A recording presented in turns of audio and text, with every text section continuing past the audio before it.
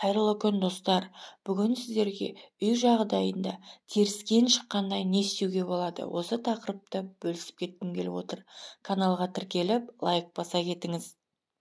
Кейбір адамдарға күн салқында жиі теріскен шығып кетеді. Осы теріскенге байланысты қызық бір қазақтарда ырымдар да бар. Көзіне теріскен шыққан адамға жанындағылар бас бармақты екі саусақ арасынан шығарып көрсетсе тез жазылады дегендей түсінік бар.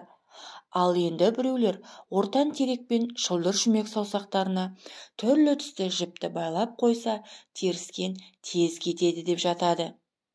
Теріскен негізінен көздің немесе қабақтың айналасында қызыл болып бөртіп шығады да ісінеді.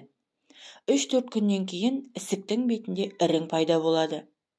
Ісік жарылғанда ішіндегі толып тұрған ірің сыртқа шығады.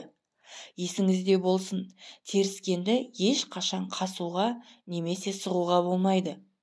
Оны емдеудің қарапайым да тәсілдері бар.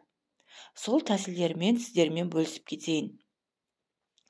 Қарапайым үйдегі табаны отқа қоямыз. Табамыз қызығасын, үстіне тұз салып, оны қуырып аламыз. Қуырылған тұзды жылы күйінде майлыққа орап, көзімізге басамыз.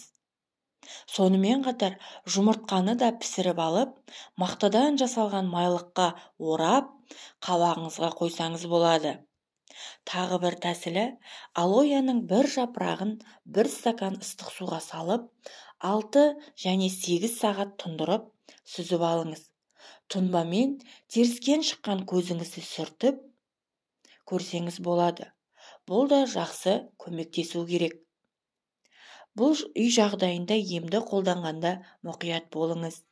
Егер бұл емдерді пайдаланғанда теріскен кетпесе, дәрігерге көрінгеніңіз жөн. Рахмет.